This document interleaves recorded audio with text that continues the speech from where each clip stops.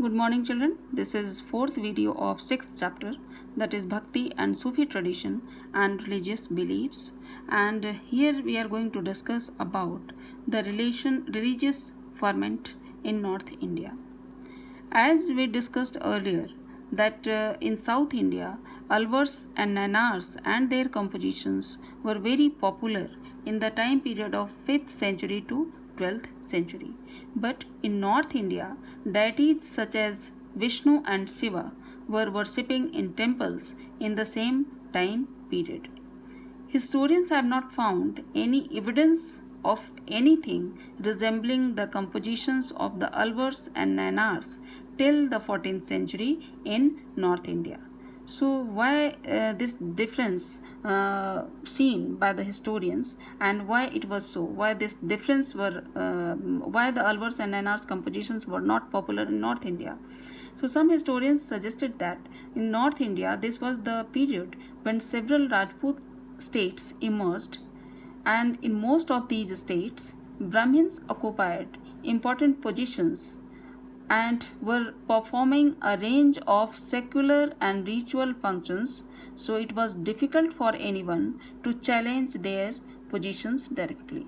So, since Rajput states were there, Rajput states were established, and Brahmins occupied the important positions in these states, so it was very difficult for anyone to claim the position of Brahmins and challenge their prestigious position. So that's why the alvars and nanars compositions were not popular in North India. But some of the local religious and traditional groups and practices were developing in North India as well.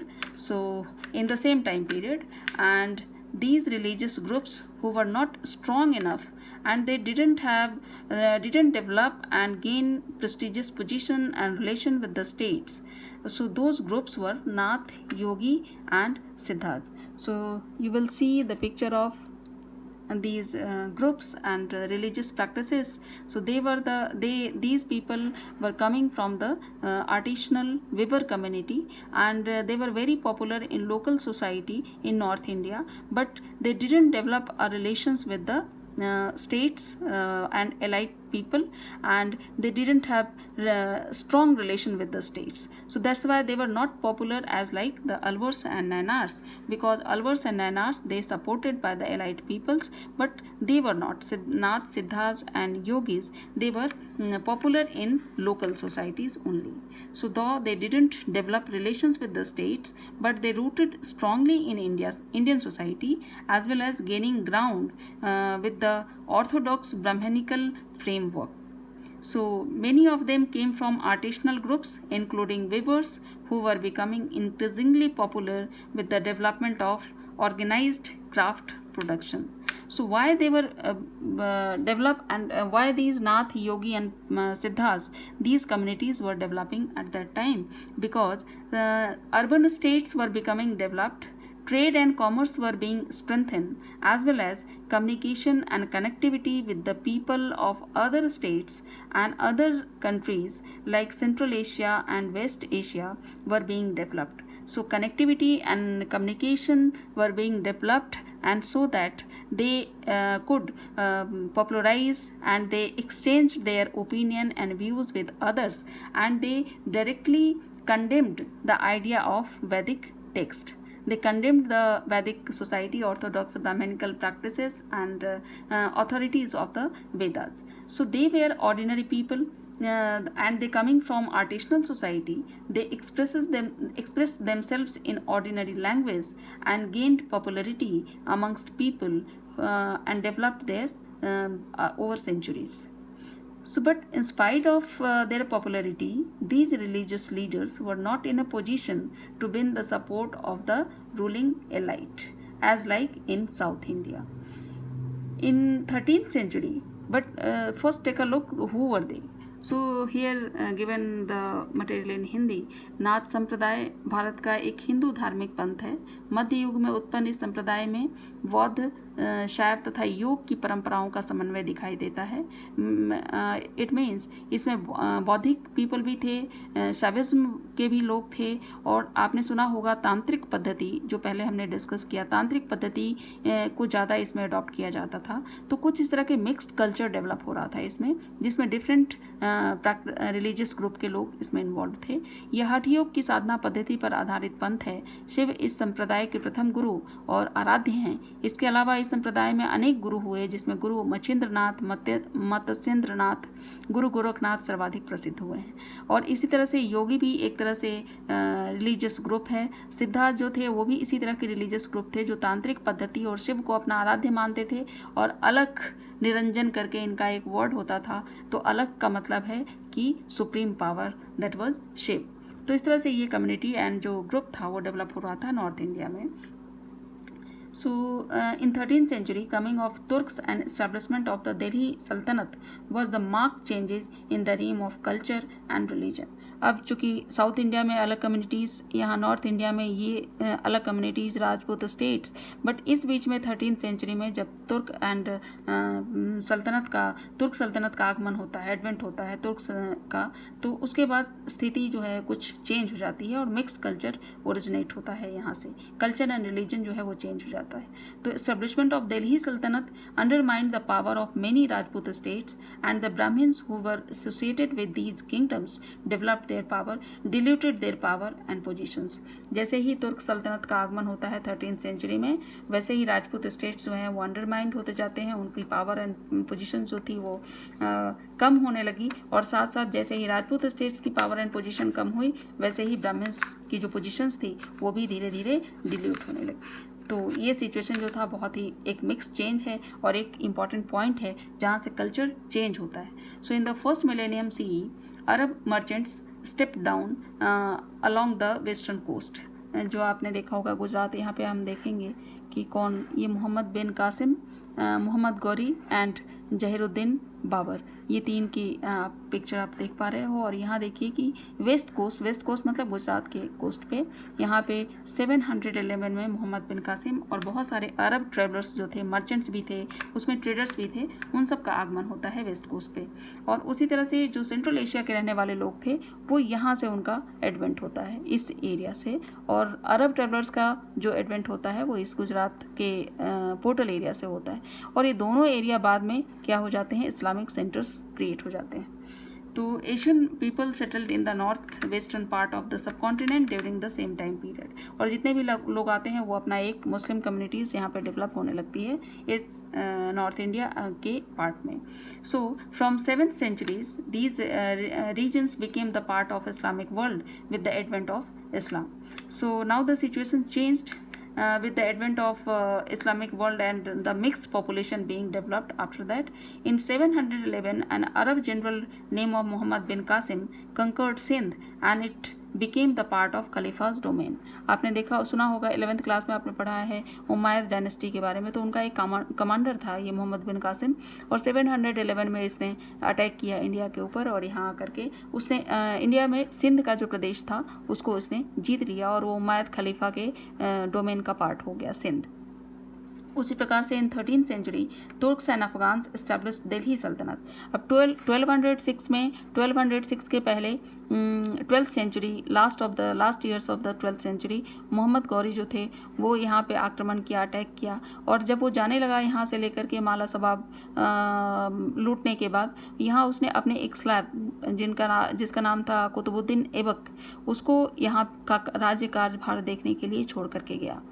तो कुतुबुद्दीन ऐबक के साथ ही slab dynasty शुरू होती है 1206 से, और इसे माना जाता है कि establishment of Turk and Afghans, Delhi Sultanate जिसे कहा जाता है। फिर 16th सेंचुरी में establishment of the Mughal empire and Zahiruddin Babur के अटैक के बाद, आक्रमण के बाद 1526 में जब पानीपत की लड़ाई हुई थी, उसके बाद यहाँ पे मुगल एम्पायर की शुरुआत होती है। So the Mughal in 16th century establishment of Mughal empire, many regional states, Islamic states emerged in 18th century.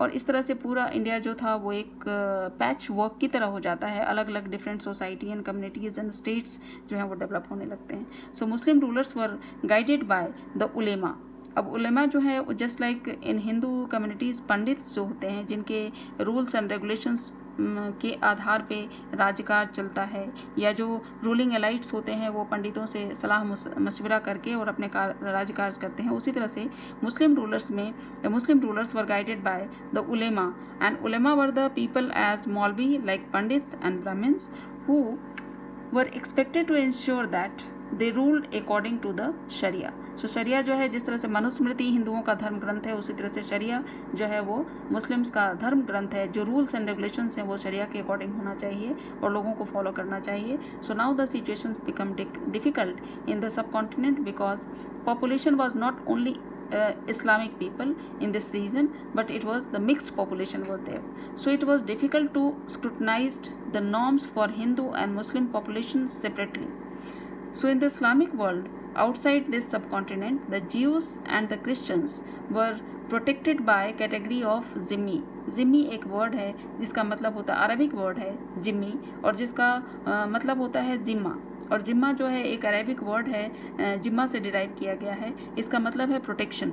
मतलब जिम्मी जो वर्ड है वो जिम्मा से डिराइव्ड होता है और इसका मतलब होता है protection. And they paid a tax called jizya because they were under rule of the Muslim rulership. अब चूँकि हिंदू पॉपुलेशन जो थी वो मुस्लिम रूलर्स के अंडर रूल हो रही थी, इसलिए उनको प्रोटेक्शन के लिए, चूँकि मुस्लिम रूलर्स उनको प्रोटेक्ट कर रहे थे, इसलिए हिंदू रूलर्स को जजिया या हिंदू प्रजा को या जनता को और क्रिश्चियन एंड ज्यूज जो भी अदर देन मुस्लिम्स थे उनको जजिया कर देना पड़ता था because of the protection done by provided by the Muslim rulers. So now in India this status was extended to Hindus as well. तो चूँकि outside of the India their norms and these rules were overlaid by the Jews and Christians. So now the Hindus were the part of that rule jizya, and now the in India this status was extended to Hindus as well. So it means rulers such as Mughals were not only for Muslims but of all people. All people, does it mean the Jews, the Christians, the Zoroastrians, all these peoples were under ruled by the Muslim rulers. So since all the subjects were living under Muslim rulership, so Muslim rulers often adopted a flexible policy towards their subjects. Subjects, does it mean the people who were living in the kingdom. So as instances reveals that several rulers gave land endowments and granted tax exceptions to Hindus, Jain, Zoroastrians, Christians and Jewish religious institutions, as well as also expressed respect and devotion towards non-Muslim religious leaders. So as historians found that these rulers were very generous, and they gave and protected the other people other than Muslims, and they gave land endowments and grant taxes, as well as they gave reputation and devotion to the other Muslim the people who were non-Muslims. So these grants were made by several Mughal rulers including Akbar and Aurangzeb. Now the consequence of establishment of Islam was not confined only to ruling elites. ये जो परिणाम, ये केवल जो प्रजा थी, केवल ruling एलाइट्स के लिए सारे नॉर्म्स नहीं थे, बल्कि rather they permeated flooded far and wide amongst different social strata in the subcontinent like peasants, artisans, warriors, merchants and all. तो ये जो नॉर्म्स थे केवल रूलिंग एलाइट्स के लिए नहीं, बाकी सारी प्रजा के लिए ये एक जैसा था. And all those who accepted and adopted Islam they had to follow 5 pillars of faith. अब जिन्होंने इस्लाम को एक्सेप्ट कर लिया और उसे अडॉप्ट कर लिया, उनको 5 पिलर्स ऑफ फेथ उनको फॉलो करने पड़ते थे. ये 5 पिलर्स ऑफ फेथ क्या है? That there is one God Allah and prophet Mohammed is his messenger, shahada जिन्हें कहा जाता है. Then offering prayers 5 times a day, namaz, giving alms, zakat जिसे कहा जाता है, fasting during the month of Ramzan and performing the pilgrimage of Mecca, Hajj. ये 5 फेथ फॉलो करने होते थे, those who accepted and adopted Islam. So however these universal features were often overlaid with diversities in practices derived from affiliations Sunni and Shias and the influence of local customary practices of converts from different social milieu. अब चूंकि ये सारे लोग जो mixed culture था उन्होंने अपने अपने सुविधा के लिए, कंफर्ट के लिए उन्होंने अलग अलग नॉर्म्स निकाल लिए, जैसे कि सुन्नी एंड शियाज के मामले में देखा जाता है। अब जैसे एक एग्जांपल है कि the Khoja, a branch of Ismaili, those who were residing in the Iran, those who were residers of Iran, उनको कहा जाता है इस्माइली खोजा एक कम्युनिटी थी जिन्होंने डेवलप किया एक new mode of communication. Quran के वर्सेस को सिंप्लीफाई करने के लिए, पब्लिसाइज करने के लिए उन्होंने एक देसी स्टाइल की विधा निकाली और जिसे कहा जाता है जीनन। These included the जीनन, जीनन का मतलब होता है जानना और जानना का मतलब होता है knowledge, so derived from the Sanskrit jnana meaning knowledge. Devotional poems in Punjabi, Multani, Sindhi, Karachi, Hindi, Gujarati, sung in special ragas during daily prayer meetings. अब ये अलग अलग भाषाओं में जो प्रेयर्स थे वो गाए जाने लगे। Elsewhere Arab Muslims traders who settled along the Malabar coast adopted the local language Malayalam. अब जो लोग केरला में रहते थे उन्होंने लोकल लैंग्वेज अडॉप्ट कर ली मलयाली, और वो मैट्रिलिनी एंड मैट्रिलोकल रेसिडेंस की तरह वहाँ पे रहने लगे और उस प्रथा को अपना लिया उन्होंने। And the complex blend of a universal faith with local tradition is perhaps best exemplified in the architecture of mosque. और आगे जो अगले वीडियो में हम मॉस्क के बारे में चर्चा करने वाले हैं, तो केरला में जो एक मिक्स्ड कल्चर, जो हिंदू एंड मुस्लिम्स का जो मिक्स्ड कल्चर था और जो दूसरे कम्युनिटीज़ के साथ का, वो एक मॉस्क के रूप में देखा जा सकता है, जिसमें आर्किटेक्चर का एक बहुत ही बेहतरीन नमूना है इस मिक्स्ड कल्चर का। इस वीडियो में इतना ही, दैट्स ऑल।